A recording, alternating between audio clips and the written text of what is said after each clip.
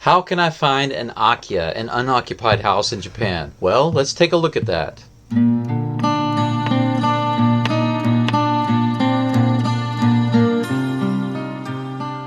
In my last video, I talked about some initial questions that really must be answered or should be answered before you go looking for or buying an Akiya. I highly recommend that you go back and check out that video if you haven't already. Now let's jump into today's topic, which is finding the perfect Akiya for you. We're going to go over three main points and maybe a bonus fourth point. We're going to focus mostly on sources, where to find Akiya. So the first point is Akiya banks. The second point is websites. And the third point would be private sellers. Let's look at point number one. In the last video, we talked about where do you want to be? What is the location? There are a couple of reasons for that. One reason is that when you actually start to look for an Akiya, you don't just type in Google, I want an Akiya in Kyoto. You need to be a little more specific than that. You need to actually find the Kyoto City Akiya Bank. Kyoto is a big area and there are many cities and towns in Kyoto. Akiya banks online that are run by different cities or towns. That is how you need to target your search. When I first started searching online for Akiya, it was very difficult for me, even when I was translating and putting it into Japanese. I realized later on the reason I was having such a hard time is that I wasn't being specific enough with my search terms. I can't give you a list of all Akiya banks that are online, but I can share in the links below the ones that I use. Where I found my Akiya was the Akiya bank in Hiroshima. I registered and then I was able to browse everything that they had. I even went to the municipal office and they printed out all of the available Akiya that I could look at in the area, and that's great. This is the same for every Akiya bank. Once you register, then you can check out any of the Akiya you want. You can reserve one to look at. Once you decide to look at one, no one else can look at it or inquire about it for about 2 or 3 weeks. So they put it on a type of reserve just for you so that you can go look at it, you can think about it, you can discuss it with the owner, maybe you can negotiate a little bit, make a decision, and then if you decide no, the time is up after 2 or 3 weeks, then someone else can come in and look at it. It's kind of sad sometimes because there are times when you find an Akiya, like what happened to me, you find one that's in your price range, you like the location, you like the look of the house, you want to look at it, but someone is already looking at it. They're already negotiating or they've already reserved it. So you can't even go look at it. You've got to be quick. I would recommend checking these Akiya sites every single day because they do update with new properties. Maybe they don't update very often, but they do update. The benefit of going down to the actual municipal office is that anything that they have that's brand new, they will have it right there, even if it's not on the website yet. That's something that I would not have known if I had not gone down there. Just a pro tip, or maybe semi-pro. Point number 2. Another place you can find Akiya are independent websites. There are some companies, organizations, some large, some small, some really independent types who run their own websites with their own postings. One of the Instagrammers I follow, I think is called Cheap Old Houses Japan. They're always posting houses in a big price range, sometimes $10,000, sometimes $120,000, and anywhere in between. A couple of websites that I will mention to you are At Home.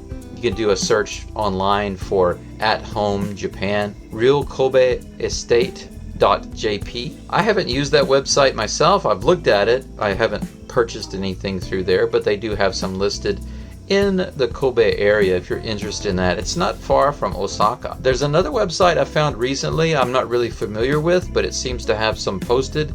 It's called Slow Life 1.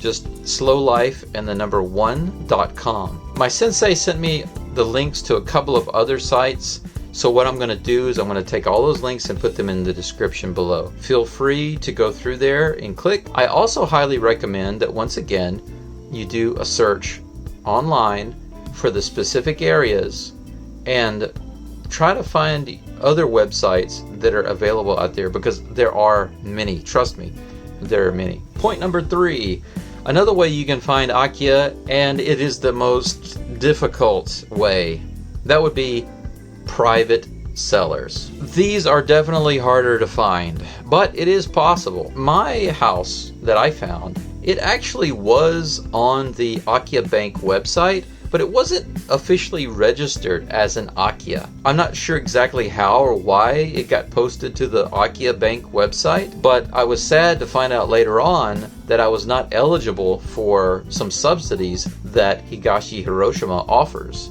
And the reason is because they said it was not registered with their office. That's another thing to think about. If you're looking to get some subsidies from the government, you need to make sure that the house that you're buying qualifies for those subsidies. There are some Japanese YouTubers who actually go into some detail about these.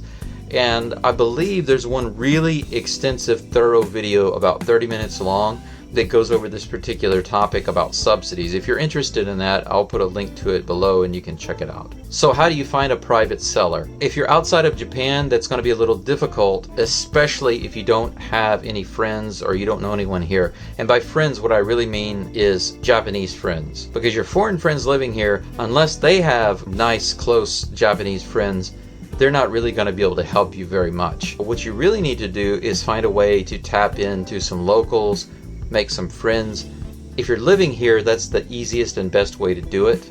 But if you're outside of Japan, that becomes a little bit of a challenge, and you'll have to figure out a way to make some friends and meet some people.